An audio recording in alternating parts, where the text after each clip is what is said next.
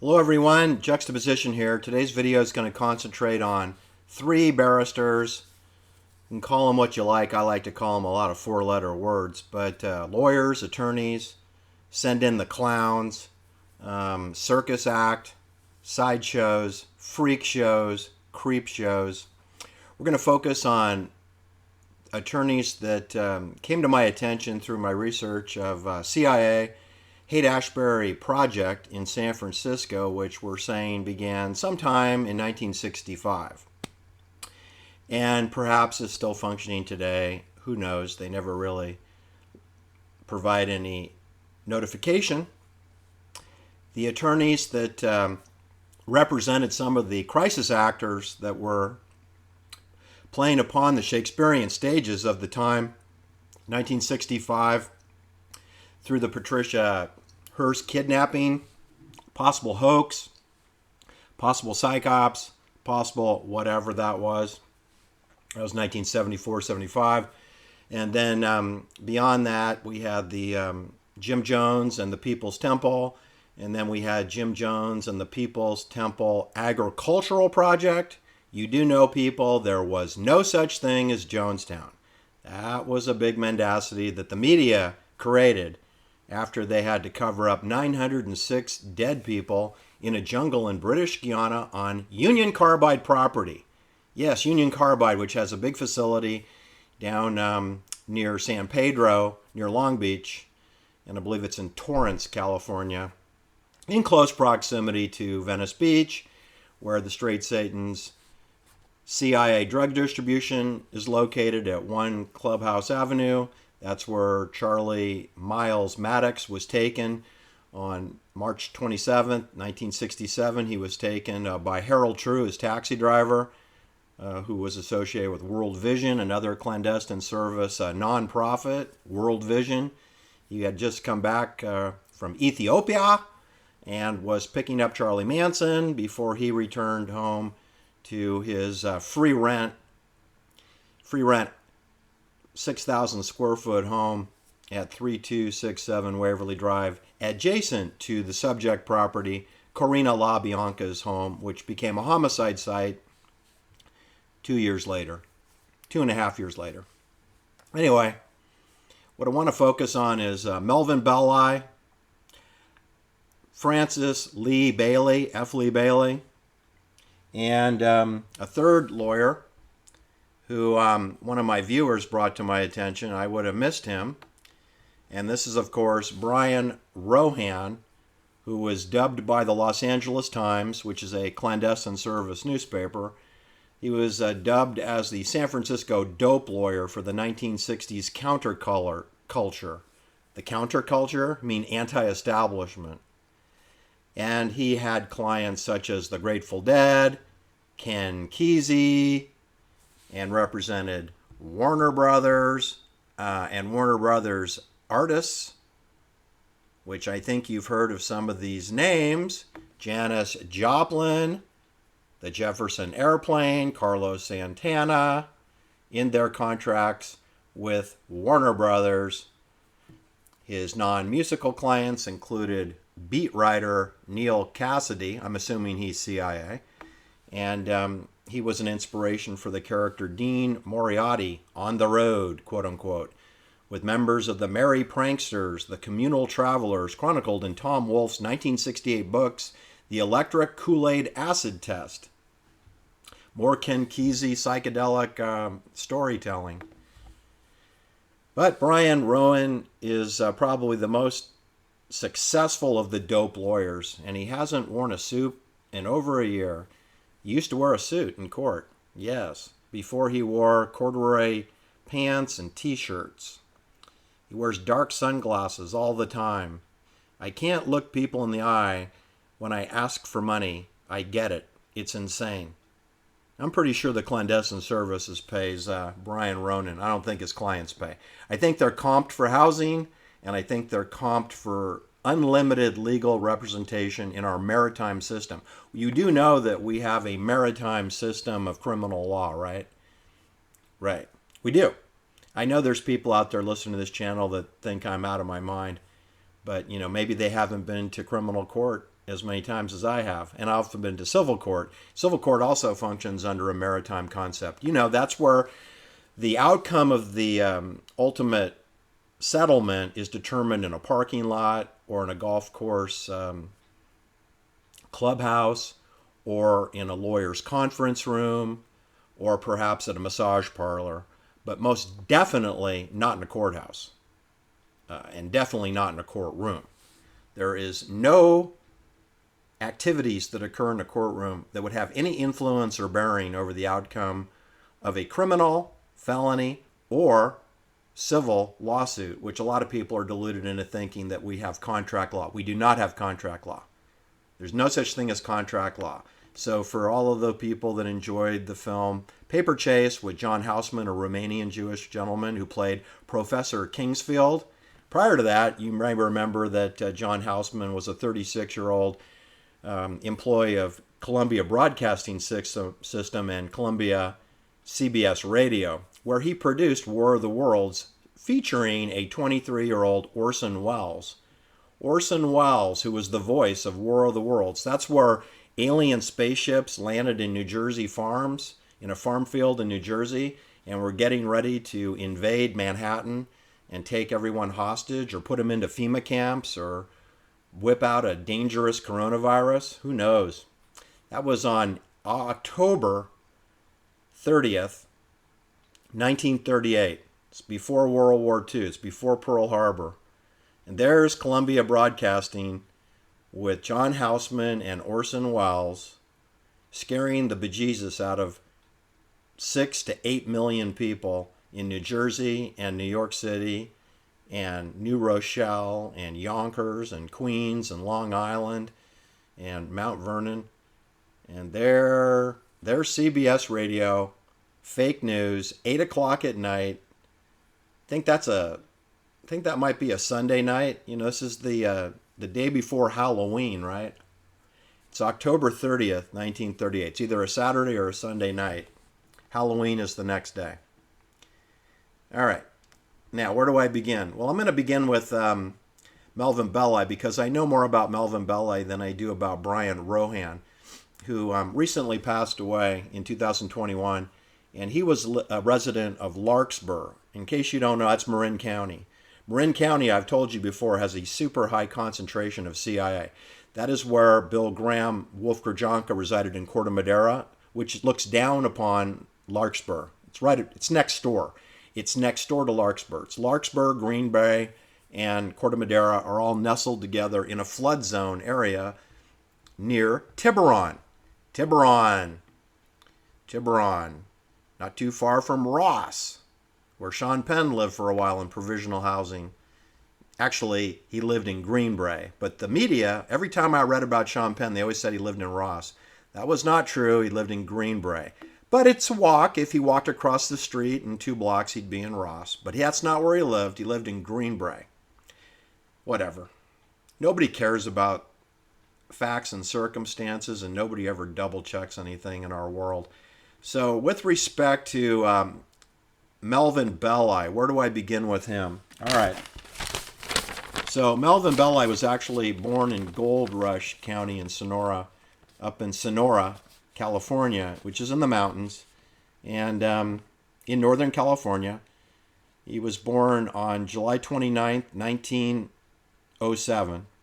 So just a year after the San Francisco earthquake, Melvin Belli was born. This is the explanation of why Ines Mejia was raised in Piedmont, California. She would have been raised in Pacific Heights or Seacliff, San Francisco, but we had the 1906 earthquake, so a lot of wealthy bankers, financial people, and clandestine soldiers moved to the East Bay. That gave rise to Ines Mejia and Robert S. McNamara. S stands for Strange. Robert Strange McNamara. He came along a little after Ines Mejia did. Anyway, Melvin Belli attended UC Berkeley, undergraduate. He then went into the military. So he did a tour of duty in the military. He traveled. He traveled around the world. I'm not really sure what his role in the military was. I think I got him confused with F. Lee Bailey. So let me just hit the pause button. I don't see any military credentials for Melvin Belli. Melvin Mouron Belli. Moron. Anyway, he came back to Berkeley and went to Bolt Hall Law School and got a JD, passed his bar examination, and became a lawyer, I think around age 25. I could go on to a lot of corporate-related consumer affairs, kind of like Ralph Nader type work. You know, he sued Corning, what was it called, Dow Corning, that made breast implants for women, and he won the case, but they declared bankruptcy, so he had to declare bankruptcy also because he had shelled out $5 million for expert witnesses and subcontracted a lot of the legal preparation work because he didn't do it. And so he had personal bankruptcy himself because he won a case about fake breasts with Dow Corning. It's kind of a funny story. You should know, of course, he found his way to Hollywood, didn't he? And he appeared in quite a few Hollywood television shows. The one that I most remembered was Star Trek with William Shatner and Leonard Nimoy. He appeared in, I believe it was the 3rd season. The 4th episode was called "And the Children Shall Lead." And the Children Shall Lead. Now that's... if that isn't clandestine service social engineering, I don't know what is. But there you have Melvin Belli in 1968, October 11th, 1968. He is being directed in And the Children Shall Lead. He plays a friendly angel who's actually a satanic creature, android. He's a humanoid. He's not really human, but he appears as human. His name is Gorgon. Gougan.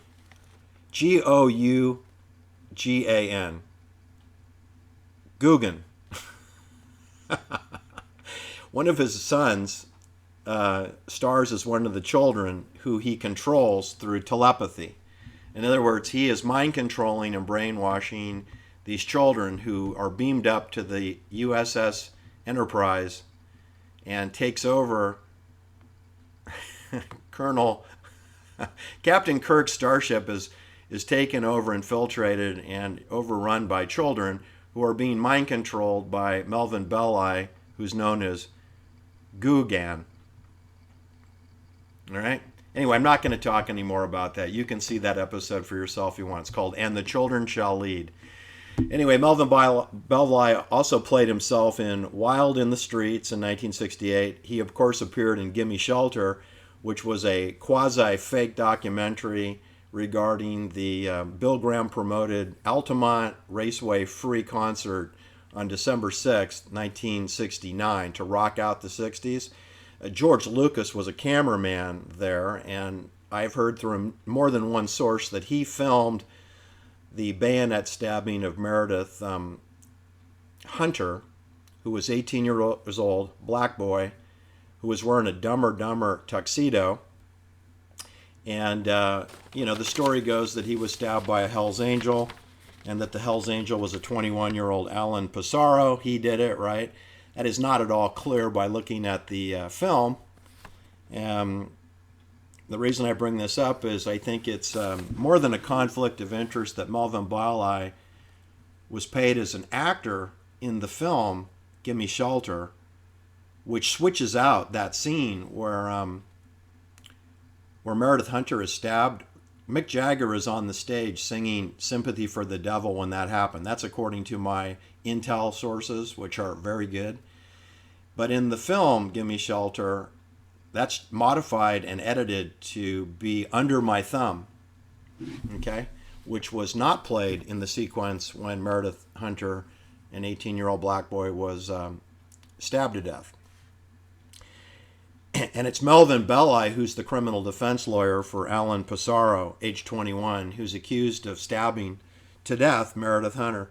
Now, my intel also told me that Alan Pissarro was the most junior member of the Hells Angels, which worked for the clandestine services and were hired as the security for the stage. They were really only in charge of the stage performers. They didn't have enough Hells Angels out there to handle the perimeter of the Altamont Raceway. The Altamont Raceway is not as large as you may think it is. The media tells you that they had 300,000 kids there to watch this free concert on a Saturday afternoon into the evening on December 6, 1969. I'm telling you, that's complete poppycock. That it cannot be true. It's not possible. There's not enough porta potties, and it's a free concert, and the Hells Angels only had 40 members there from San Jose and Alameda, Oakland chapters. So they didn't have enough personnel to handle the perimeter of not that large of an area. But the point is, they definitely had enough to handle the stage. And I think they needed 40 to handle the general area of where the stage and the performers were. And what you need to know very clearly, see, I've been to these places that I'm talking about. Okay, I know Pacific Heights, I know Presidio Heights, I know the Presidio Army Base. I've raced bicycles in the Army Base. I mean, I know it intimately. I've been in the gutters. I've been in the gutters with my nose inches away. I have been all over Haight Ashbury. I've been all over Golden Gate Park. I've been all over Sharon Meadow. I've drunk champagne there. Okay, I know where the conservatory is. I know where Lake Merced is. I know where University of California, San Francisco is. I interviewed for a job there. I know where University of San Francisco is. I dated a girl who was a student there. I attended the graduation of students at St. Ignatius Parish, where they hold the graduation services, which is 2 blocks from the main building for the University of San Francisco and Lone Mountain campus for women, which I have personally taken classes there when the school had been closed and it was used for subcontracted continuing education. I've been all over the campus. I've been all over, Gary Boulevard. I've audited French Hospital. I also have been to numerous concerts at the Fillmore West at the corner of Gary Boulevard. I've walked in front of the Scottish Rites Temple, which today, I'm sorry to tell you, it's a United States Postal Office. Anyway, I'm telling you that this is the problem I have with lawyers. I have a lot of problems with lawyers. But Melvin Belli is appearing as an actor in a film that depicts wrongfully the murder of Meredith Hunter. It's contrary to what my personal intelligence tells me. And then he appears as the criminal defense lawyer for Alan Pissarro, who I also understand was innocent. So that's fine. And he gets him acquitted. So I don't have a problem with the outcome, but I believe that the outcome was decided without Melvin Belli's participation. My problem is in the destruction or modification and revision of evidence that's submitted in a courtroom, like they did in the Charlie Manson trial. They destroyed evidence and they put in fake evidence, props. They had witnesses commit perjury under suborned testimony, under duress. That's unethical. I think that Melvin Belli representing anybody in the murder of Meredith Hunter is unethical because he's an actor in that film, Gimme Shelter, which is a clandestine service operation. And Melvin Belli is a crisis actor himself. And then he's pretending to play a criminal defense lawyer who gets Alan Pissarro out. You should know, Alan Pissarro is only 21 years old. He gets acquitted a couple years later.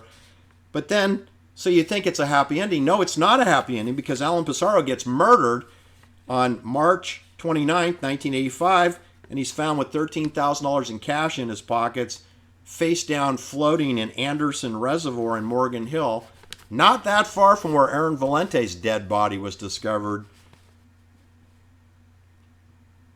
24 years later in Almaden Valley. It's like 15-20 minute drive from where Aaron Valente's car was found with her dead body in it to where Alan Pissarro was found floating in Anderson Reservoir by some fishermen. So he gets acquitted of murder, felony murder, but then he gets murdered anyway. And there's Melvin Belli, television actor to the stars. He stars in Ground Zero, Annie, where he plays Jonathan Berenger, who's a lawyer. Lady of the House, he plays the mayor of San Francisco, which we all know is a CIA city. So I guess he plays a CIA San Francisco mayor. Then he plays in Who Done It as himself, Guilty or Innocent as himself, Hunter television series, Hunter. In the episode True Confessions, he plays in Murder, She Wrote with Angela Lansbury. He plays a judge, Harley, in From the Horse's Mouth. And he appears in American Justice, Divorce Wars. And Melvin Belli would certainly know about divorces. He had 5 wives. He was divorced 4 times. So I would say that Melvin Belli would know more about divorces than he would know about felony murder. All right, and Melvin Belli died on July 9th, 1996. You may remember from my previous video, he represented Jack Ruby and made damn sure that Jack Ruby got convicted of murdering Lee Oswald. Even though I think Lee Oswald was probably, if he did die, he died at Parkland Hospital and was euthanized there. Because I don't think you can kill a person with 1 shot to their belly. You should know that Jack Ruby worked for CIA. His real name is Jacob Rubenstein. And Jack Ruby's older sister, Eva, was the money laundering private banker for the Carousel Club, you know, the burlesque dancing club on Main Street in Dallas, Texas. It was Eva who handled the drug deposits there. She also handled, I believe, 2 other dance clubs, not just the Carlos Marcello Club. She handled 2 others, so she had 3. So she's paid a money laundering fee. And Jack Rubenstein and his sister Eva came from Chicago, Illinois, in the Cicero area. Cicero is where Al Capone had set up shop. Al Capone worked for the intelligence services. That's why he got liquor during the during the Prohibition. And you have private liquor sales going on under the approval of the clandestine services. And Jack Ruby worked for Al Capone in Cicero. You know, that's where Jose Menendez began his corporate career, was in Cicero for an intermodal container company in Cicero. You know, Jose Menendez came from Havana, Cuba, and left in 1959 when Fidel Castro was the new leader to replace General Batista. Jose Menendez became a CPA, went to Queens College in New York, became a CPA for Price Waterhouse, and then he audited Hearst Rent-A-Car and this container business, became the controller of the container business in Cicero, became the CEO at a very young age, fast-tracked.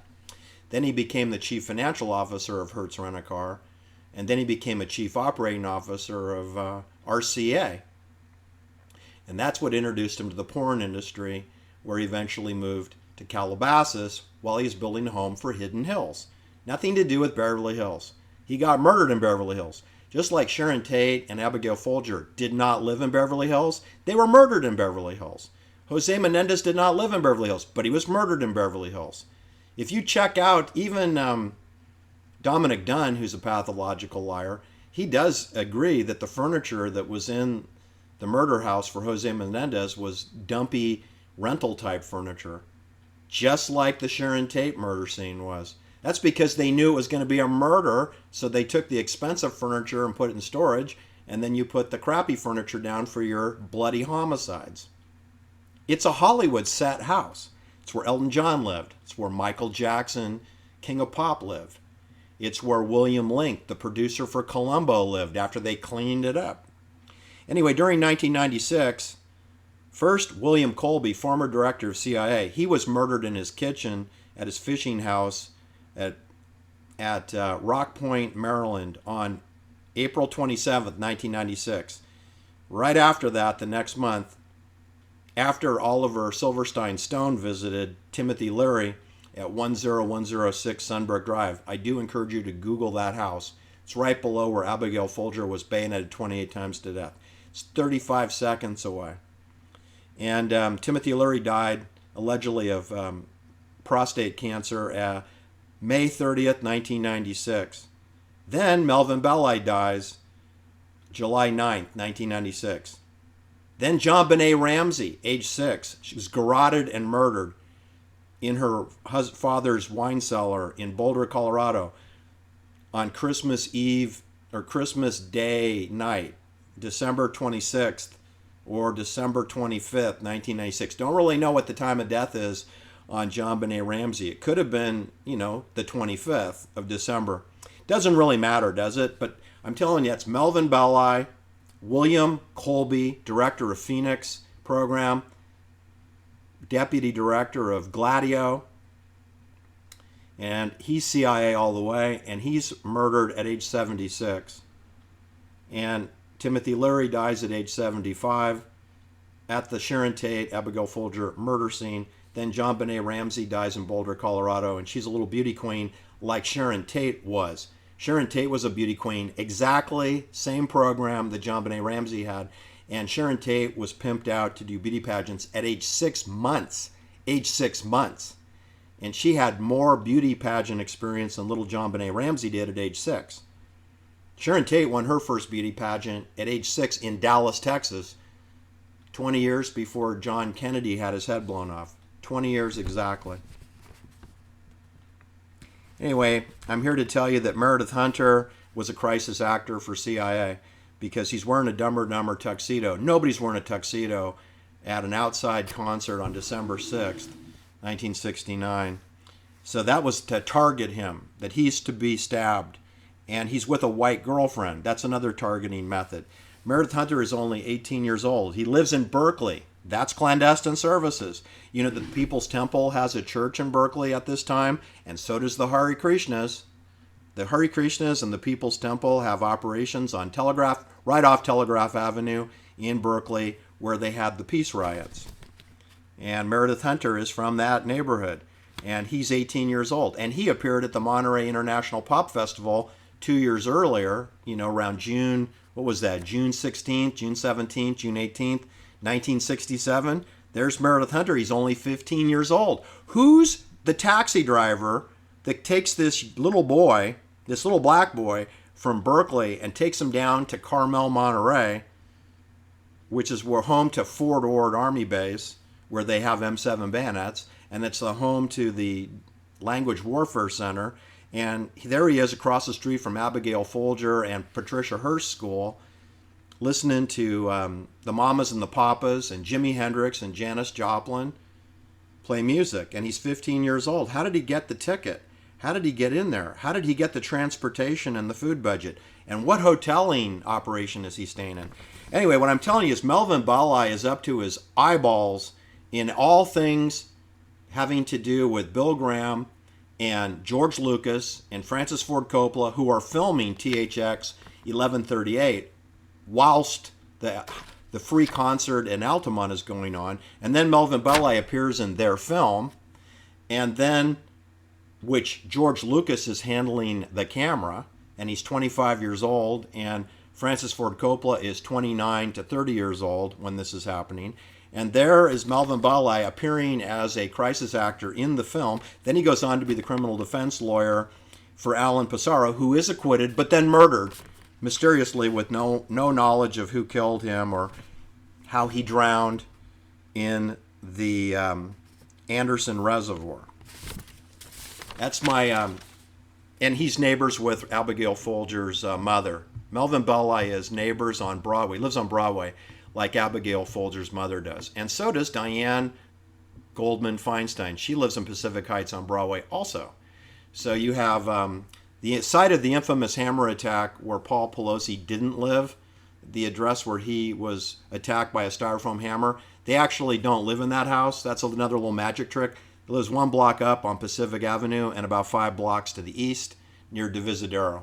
It has 4 garages for the cars that he wrecks all the time. Whereas the home that the hammer attack happened, I think, had one stall garage. But they usually park on the street where the corners are painted red all around that house. And yet Nancy Pelosi's SUV is always parked in the red when it's there. But like I said, she mainly lives back in Georgetown, and she has a home on Pacific Avenue. So she doesn't need to live in the styrofoam hammer house. All right, that's Melvin Belli of Pacific Heights, San Francisco, which was base of operation for the private bankers of the day, which would have been Ernest Mejia, who was basically in charge of all the budgeting finance for Haight-Ashbury project during the 60s.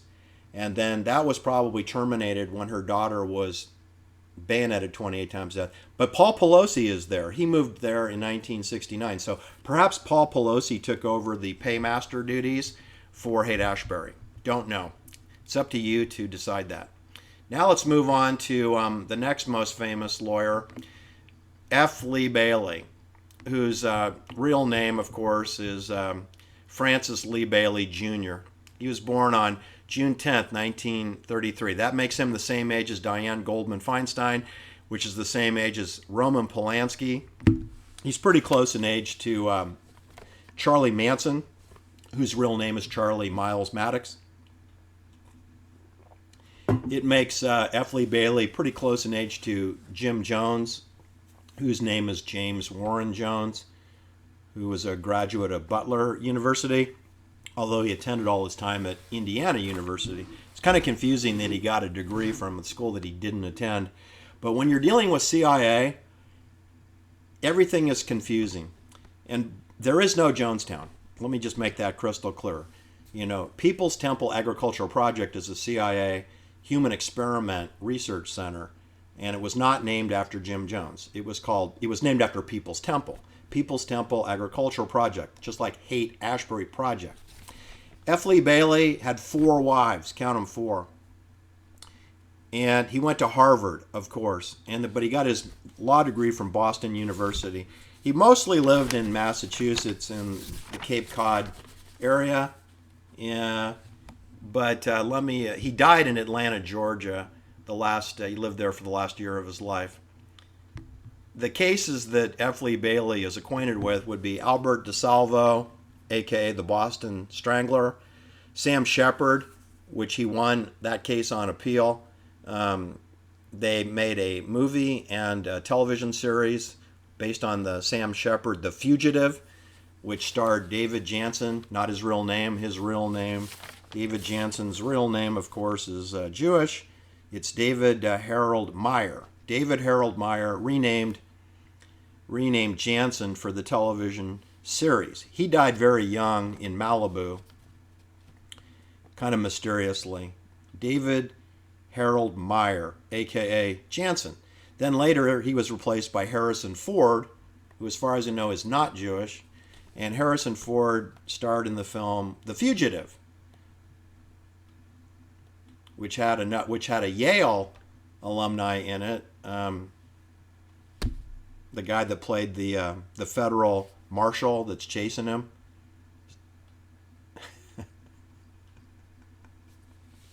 Gerard. Anyway, oh God, Tommy Lee Jones. Tommy Lee Jones was roommates with the guy that created the internet, right? Vice president for Bill Clinton. I can't even think of his name. He's such a pathetic person. Those two knuckleheads were roommates either at Harvard or Yale. Tommy Lee Jones, and of course, I can't even say his name, the Vice President of the United States for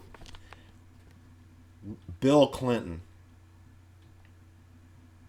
Pathetic. Anyway, F. Lee Bailey also represented Patty Hearst, right? Patricia Hearst. The media calls her Patty Hearst to make her sound more childlike. And she was very childlike. But the point is, Patricia Hearst, she got a 35-year federal prison sentence for robbing the Hyperion Savings and Loan Bank in the Sunset District of San Francisco. It's not very good lawyering, right? But she was pardoned by President Jimmy Carter after 22 months. And then she was fully pardoned by Bill Clinton later. You may remember that F. Lee Bailey did get O.J. Simpson acquitted of felony murder of 2 murders of Ron Goldman and Nicole Simpson, or Nicole Brown. And there's other. Ernest Medena is the most notable guilty person that F. Lee Bailey got acquitted in a court-martial, in a maritime law, Army court-martial. It's maritime law, but the Army follows it too. Remember the My Lai massacre and Colonel Medena, who was the most highest ranking officer present at the My Lai massacre, which murdered 504, mostly women and pregnant women, and a few old men at My Lai in the villages there on March 16th, 1968. And they blamed the whole thing on William Cowley, who was the lowest ranked second lieutenant. I believe he'd been a second lieutenant for 45 days, and he did it. And there were, I believe, at least 6 officers, lieutenants, first lieutenants, and Ernest Medena was a captain, so he was the senior officer. And that case is just as corrupt as you can get, which all maritime law freak shows are. Anyway, F. Lee Bailey successfully defended U.S. Army Captain Ernest Medena in his 1971 court-martial for his responsibility in the My Lai massacre during Vietnam.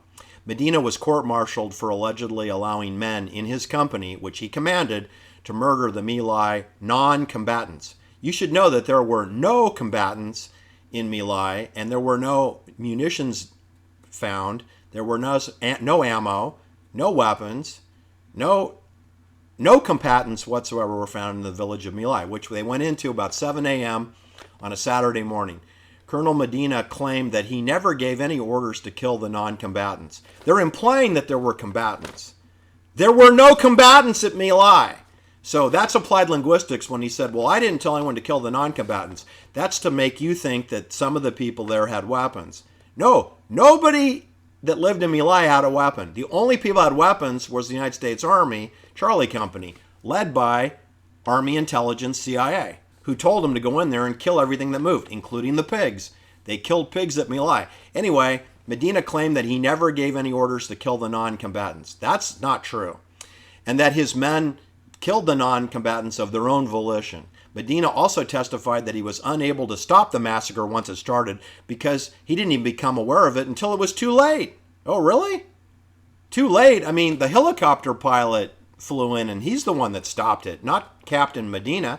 Captain Medena initially denied personally killing any Vietnamese non-combatants at My Lai, with the exception of one young woman who 2 soldiers had already testified that they found her hiding in a ditch, and when they ordered her to stand up with her hands held high, Captain Medena shot her because he claimed he thought she had a hand grenade. Medena was acquitted, and subsequently he left the Army. He later worked at Enstrom Helicopter Corporation, in which F. Lee Bailey had an equity interest in. So he's just like Melvin Belli. In other words, they participate in getting paid in clandestine services money laundering facilities. Because I'm going to say that the job at Enstrom Helicopter Corporation was a way to kind of give some love to Ernest Medena and also to F. Lee Bailey, besides whatever legal fees that he may have collected. And the same as Melvin Belli gets paid from Hollywood television shows in a way that he wouldn't normally get paid as a lawyer. Patty Hearst, I think we all know that was a psych ops. Maybe it was a hoax. Maybe it was real. I can tell you it was completely and utterly surrounded by CIA operatives. Initially, I didn't think the O.J. Simpson murder was, but given that William Colby's son testified at the preliminary hearing and also at the murder trial for O.J. Simpson, and then the next year, William Colby himself is murdered. I'm going to say that the O.J. Simpson trial was a social engineered CIA operation because they controlled the judge, they controlled the jury, they controlled the witnesses, and they controlled all the lawyers in the courtroom. They also controlled Vanity Fair and Dominic Dunn because he applied all the fake linguistics that you needed to know. All right, let's turn to a last attorney to wrap up here. And this is the attorney that represented Ken Kesey. Ken Kesey. You remember One Flew Over the Cuckoo's Nest, Ken Kesey. Anyway, I'll just read his kind of obituary, which was he passed away in March 2021, which was during the COVID operation, year 2. Brian Ronan was known as the San Francisco dope lawyer for counterculture clients like the Grateful Dead and Ken Kesey. He was 84 years old when he died. His daughter, Kathleen Jolson, told the San Francisco Chronicle that her father died on March 23rd, 2021, in his home in Larkspur after a 6-year battle with cancer. After he defended Ken Kesey, author of the One Flew Over the Cuckoo's Nest, for marijuana possession in 1965, Rohan became a go-to lawyer for charges involving illegal drugs. Yeah, and they're passing out free LSD and amphetamines at the Haight Ashbury Free Medical Clinic. Why are we concerned about marijuana? It's the least toxic drug. You know that Timothy Leary got busted for marijuana, and that Phil Kaufman, who became Charlie Manson's cellmate at Terminal Island, was busted for marijuana. And here we have Ken Kesey busted for marijuana. Those are trumped up. That's to get them injected into an incarceration situation for a few months until they're released. But nobody's going to go to a federal prison for marijuana. You know, oh, it's come back from Mexico, so it's interstate trafficking, right? That's what they did with Charlie Manson. He should never have been in federal prison for stealing a car. First of all, he borrowed the car. He didn't steal it. Number two is, he drove it from Cincinnati to Los Angeles. That means you have to cross state lines. That's what made it federal. Then, they alleged that he had a $35 IRS refund check that didn't belong to him. So that's embezzlement from the federal government. That's it. That's all that Charlie Manson was ever convicted of. You know, what's that, a misdemeanor? That wouldn't be a lifetime in federal prison. Thanks to his association with the Grateful Dead, Ronan, I'm trying to remember his first name here, Brian Ronan, thanks to his association with the Grateful Dead, he became a music lawyer. That's right. And in 1966, he helped the band negotiate its first contract with Warner Brothers. They're the people that sponsored Oliver Silverstein Stone's JFK film. They distributed JFK. Warner Brothers. He represented Janis Joplin, Carlos Santana, the band Santana, and Jefferson Airplane with Grace Slick. All right. I think I covered this other stuff. He graduated from University of California Hastings Law School. That's where the cacophony of chaos, the cackling cacophony of chaos, Camilla Harris graduated from University of California Hastings Law School, right across the street from where George Moscone got his head blown off in 1978, the week after Jim Jones got his head blown off in British Guiana at a CIA compound known as People's Temple Agricultural Project.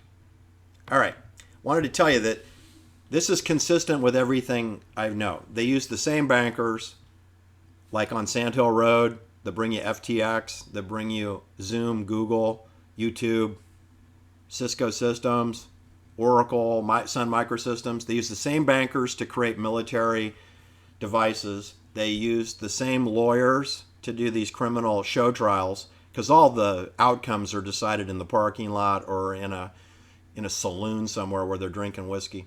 All right, so the bankers are the same, the lawyers are the same, the fake TV presenters or Walter Cronkite or Rachel Maddow, they're all the same.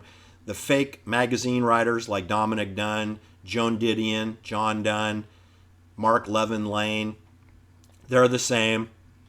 Karen Lamb, former ex-wife of Robert Lamb from the Chicago rock band, she ended up doing a fake documentary saying that she was best friends with Kitty Menendez. That's a phony fake documentary.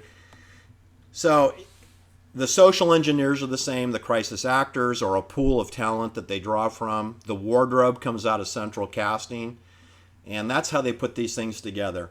Thanks for listening. And please hit the like and subscribe button and feel free to share. Have a nice day.